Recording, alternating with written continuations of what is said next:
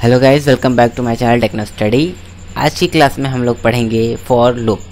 For loop का basic concept क्या होता है और इसको अपने जावा स्क्रिप्ट प्रोग्रामिंग लैंग्वेज में कैसे यूज करते हैं, आज इस वीडियो में हम लोग पूरा कंप्लीट देखेंगे। तो स्टार्ट करते हैं अपने इस वीडियो को। अगर आप हमारे चैनल पे अभी भी नए हो तो चैनल को सब्सक्राइब कर दीजिए, साथ में बेल आइकन को भी प्रेस कर दीजिए ताकि हमारे आने वाले वीडियो का नोटिफिकेशन आप तक पहुँच जाए। वीडियो को शुरू करते हैं और बात करते हैं सबसे पहले पिछले वीडियो की। पिछले वीडियो में हम लोगों ने देखा है कि वाइल लूप को कैसे यूज करते हैं, ठीक उसी तरीके से हम लोग यहाँ पे आज फॉर लूप भी पढ़ेंगे। तो इसको हम लोग डिलीट कर देते हैं। अगर आप वाइल लूप नहीं देखे हैं तो डिस्क्रिप्शन में लिंक है, आप वहाँ से जाके इसको देख सकते हैं। तो सबसे पहले लिखेंगे हम फॉर का सिंटेक्स फॉर कीवर्ड का यूज़ होगा। उसके बाद पैरेंथेसिस में हमें तीन चीज़ें मिलेगी। पहली चीज़ होगी इनिशियलाइज और दूसरी चीज़ होगी कंडीशन, तीसरी चीज़ होगी कंडीशन, तीसरी चीज़ होगा जो होगा उसका नाम है अपडेट। ये तीन चीज़ें होंगी। उसके बाद करली ब्रेसेस ओपन हो जाएगा और इसका ब्लॉक लिखा जाएगा, इसके अंदर इसका कोड लिखा जाएगा। तो इनिशियलाइज का पहले मतलब समझते हैं। इसका मतलब होता है कि जैसे भी किसी भी लूप को चलाने के लिए एक स्टार्टिंग पॉइंट चाहिए कि हमको कहाँ से स्टार्ट करना है, लूप कहाँ से शुरुआत करना है, तो वो वैल्यू हम लोग यहाँ पे देते हैं। जैसे वाइल लूप की बात कर रहे थे तो हम लोग यहाँ पे एक पहले वेरिएबल बनाए थे। वेरिएबल की मान लेते हैं कि आई है, आई की वैल्यू 1 किए थे, या फिर कोई भी वेरिएबल है उसकी वैल्यू हम लोग स्टार्टिंग में बनाए थे अलग से। लेकिन फॉर लूप में हम लोगों को उसी लूप के अंदर ही, उसी सिंटेक्स के अंदर ही हम लोगों को उसका डिफाइन करना होता है उसकी वैल्यू को। तो जो बाय डिफ़ॉल्ट लोग करते हैं बेसिकली वो होता है यहाँ पे वेरिएबल बना लेते हैं। वेरिएबल के बाद उसके एक वेरिएबल का नाम इनिशियलाइज से आई होता है, आई को यूज़ करते हैं। और आई की वैल्यू आप डिफ़ॉल्ट वैल्यू कोई भी दे सकते हैं, जैसे 0 1 2 3 4 जहाँ से आपको लूप स्टार्ट करना है वहाँ तक का। इसके अंदर कई सारे भी डेटा आ सकते हैं, डायनेमिकली भी आ सकते हैं, स्टैटिक भी आ सकते हैं। तो अभी फ़िलहाल मैं जो स्टैटिक करने वाला हूँ, जैसे जैसे हम लोग आगे बढ़ते जाएंगे एडवांस लेवल में इन डेटा को भी डायनेमिक करके देखेंगे। तो फिलहाल मैं आई की वैल्यू 1 स्टैटिक सेट कर रहा हूँ। और उसके बाद हम जाएंगे सेकेंड पॉइंट पे। सेकेंड पॉइंट जो है वो है कंडीशन सेम वही चीज़ है जो हम लोगों ने इफ़ में यूज़ किया था, वाइल लूप में यूज़ किया था, और यही वही चीज़ यहाँ पे भी यूज़ करेंगे। कंडीशन यहाँ भी कोई भी हो सकता है। बस हम लोगों को इस बार ध्यान देना है कि लूप अगर चला रहे हैं तो हम लोगों को जो इनिशियलाइज वैल्यू है उसके आधार पे हम लोग को कंडीशन चलाना पड़ेगा। ये नहीं कि कंडीशन हमारा कुछ और है, लूप हम किसी और टाइप के चला रहे हैं तो इसका कोई वैल्यू नहीं होगा। इसके लिए यहाँ पे हम लोग एक तरफ हम लोग आई लिखेंगे और दूसरी तरफ हमको जिससे कंपेयर करना है या फिर जहाँ तक हमको लूप चलाना है वो यहाँ पे वो काम करते हैं। तो फिलहाल जैसे मान लेते हैं कि हमें 10 टाइम लूप चलाना है, 10 बार हमको लूप चलाना है। तो हम यहाँ पे लिखते हैं आई इज़ लेस देन 11। अगर आई की वैल्यू 11 से छोटी होगी तब तक ये लूप चलेगा। अब हम आते हैं थर्ड पॉइंट पे। थर्ड पॉइंट क्या है? अपडेट में अगर हम लोग वाइल लूप में याद करें तो वाइल लूप में हम लोग ये काम किया था कि आई प्लस प्लस एक जगह यूज़ किए थे, एक हम लोग स्टेटमेंट यूज़ किए थे आई प्लस प्लस, या इसको बोल सकते हैं हम लोग इंक्रीमेंट, पोस्ट इंक्रीमेंट। तो वो जो चीज़ें हैं हम लोग एक अलग से एक लाइन में यूज़ करना पड़ता था, लेकिन फॉर लूप में उसी चीज़ को छोटा कर दिया गया है और इसको हम लोग को उसके सिंटेक्स में ही इंक्लूड करना है। हमें उसको इंक्रीमेंट करने की अलग से ज़रूरत नहीं पड़ेगी। तो यहाँ पे हम लोग वो सारी चीज़ें कर सकते हैं जैसे इंक्रीमेंट या फिर डिक्रीमेंट या फिर प्री इंक्रीमेंट, प्री डिक्रीमेंट, जो भी आपका मन हो उस हिसाब से कर सकते हैं। तो मैं यहाँ पे जो करने वाला हूँ इंक्रीमेंट करने वाला हूँ, क्योंकि मैं हर एक बार एक वैल्यू बढ़ाना चाहता हूँ। मतलब जैसे यहाँ पे आई की वैल्यू 1 है, लूप कंप्लीट हो जाए तो आई की वैल्यू जब एक बार इंक्रीमेंट हो जाए तो आई की वैल्यू हो जाएगी 2, फिर इसी तरह इंक्रीमेंट होगा 3 4 5 6 7 8 9 10 तक। यहाँ तक 10 तक कंडीशन ट्रू होगा और लूप चलता रहेगा। जैसे ही वैल्यू आई की वैल्यू इंक्रीमेंट होकर 11 होगी और ये कंडीशन हो जाएगा फॉल्स और लूप से हो जाएगा हम लोग बाहर। ठीक है, अब इसको हम लोग एक बार अपने ब्राउज़र पे देख लेते हैं। console.log में आई की वैल्यू पहले प्रिंट करते हैं। और इसको ब्राउज़र पे ओपन कर लेते हैं। डबल क्लिक किया, हमारा प्रोजेक्ट ओपन हो गया है। उसके बाद राइट क्लिक किया, इंस्पेक्ट एलिमेंट किया और कंसोल पे किया, तो हमें आउटपुट में आ रहा है 1 2 3 4 5 6 7 8 9 10, पूरा 10 टाइम हम लोग को अपना नंबर्स प्रिंट होके आ जा रहा है। अगर हम लोग चाहें तो यहाँ पे जैसे वाइल लूप में हम लोगों ने एक यूज़ किया था टेबल प्रिंट करने के लिए, तो सेम वहाँ पे भी हम लोग यूज़ कर सकते हैं। आई की वैल्यू हमको मिल ही रही है, इसमें भी हम लोग मल्टीप्लाई कर सकते हैं किसी भी नंबर से और उसका आउटपुट में हमको उसका टेबल प्रिंट होके आ जाएगा। जैसे 3 का टेबल हम लोगों को आउटपुट में आ गया। इसी तरह हम लोग यूजर से इनपुट भी ले सकते हैं प्रॉम्प्ट का यूज़ करके, और उसका हम लोग यूज़ कर सकते हैं बड़े आराम से यहाँ पे। तो फॉर लूप में बस इतना सही है। अब हम लोग इसको समझते हैं कि ये वर्क कैसे कर रहा है। कई लोगों को नहीं समझ में आएगा तो एक बार फिर से समझते हैं। सबसे पहला फॉर लूप का सिंटेक्स लिखा।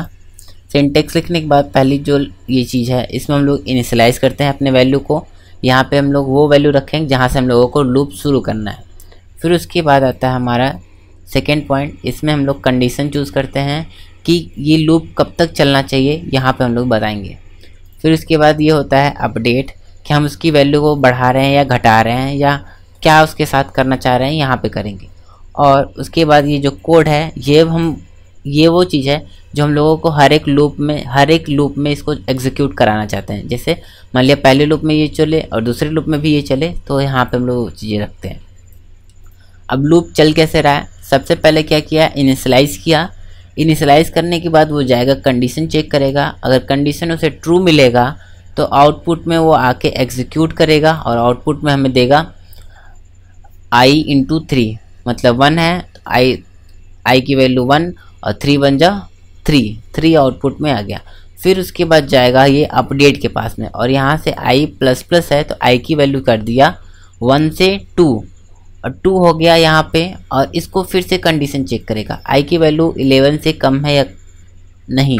अगर कम है तो कंडीशन ट्रू होगा, तो जब यहाँ पे हम लोग का i की वैल्यू 2 है तो कंडीशन ट्रू है और आउटपुट में आएगा हमें 3 × 2 = 6, ठीक है।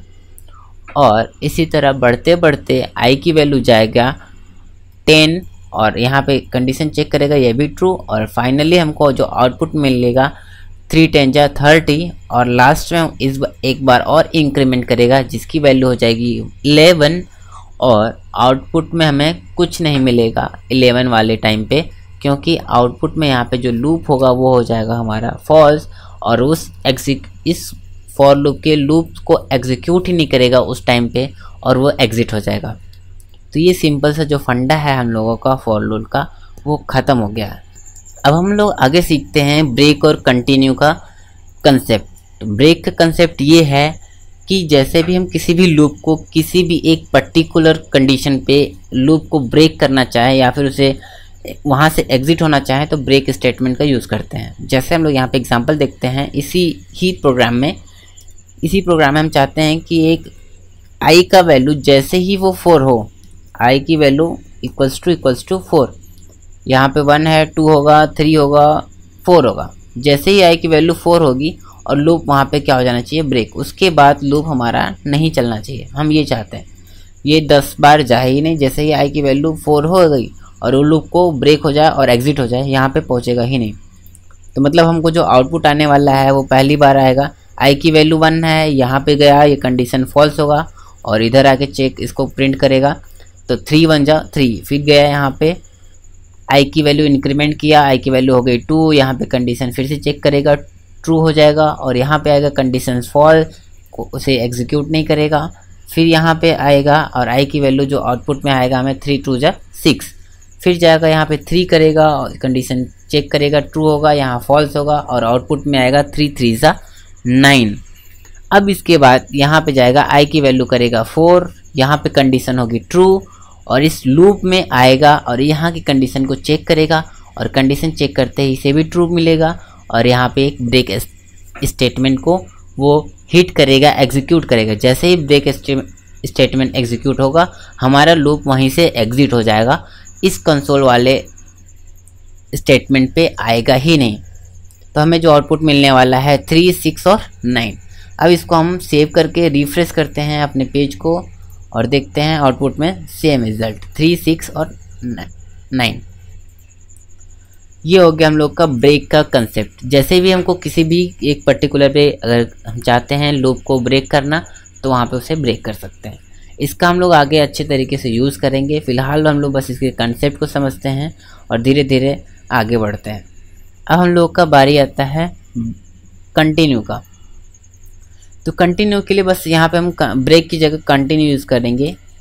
कंटिन्यू का ये काम होगा कि वो लूप को चेक करते आएगा और जैसे ही आई की वैल्यू 4 होगी, ये कंडीशन ट्रू होगा, कंटिन्यू एग्जीक्यूट होगा, रन होगा, तो क्या होगा कि उस वैल्यू को वो स्किप करके बाकी सबको वो रन करेगा, एग्जीक्यूट करता चलेगा। मतलब ये इसी तरह हम लोगों ने देखा था अभी पिछली बार कि वो 9 तक प्रिंट हुआ था और आई की वैल्यू 4 हुई, कंडीशन ट्रू हुआ, तो कंटिन्यू क्या करेगा, इस 4 वाले वैल्यू को प्रिंट नहीं करेगा, जबकि वो 5 वाले वैल्यू को प्रिंट करेगा, 6 वाले को करेगा।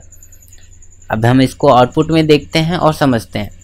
यहाँ इस पेज को रिफ्रेश करेंगे तो हमको आउटपुट में क्या मिला है, 3 1 जा 3, 3 2 जा 6, 3 3 जा 9 और 3 4 जा वाला वैल्यू हमें आउटपुट में नहीं है।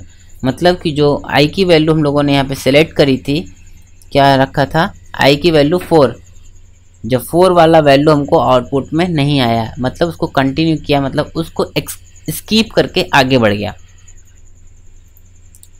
तो आगे की वैल्यू हमको पूरी मिली है, 3 5 जा 15, 3 6 जा 18, 3 7 जा 21, 3 8 जा 24, 3 9 जा 27 और 3 10 जा 30।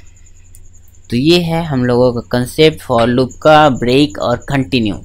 हम लोगों ने इस वीडियो तक अपना लूप कंसेप्ट पूरा कंप्लीट कर लिया है। आगे की वीडियो में हम लोग बात करेंगे फंक्शंस के बारे में, फंक्शंस क्या होता है और उसको हम लोग कैसे यूज़ करते हैं। तो इस वीडियो में बस इतना ही, मिलते हैं अगले वीडियो में। अगर वीडियो पसंद आई हो तो लाइक शेयर करना बिल्कुल ना भूलें और साथ में अगर आप हमारे चैनल को सब्सक्राइब नहीं किए हैं तो चैनल को सब्सक्राइब कर दीजिए और साथ में बेल आइकन को प्रेस कर दीजिए ताकि आने वाले वीडियो का नोटिफिकेशन आप तक सबसे पहले पहुंचे। धन्यवाद। Stay always learning and stay at your home.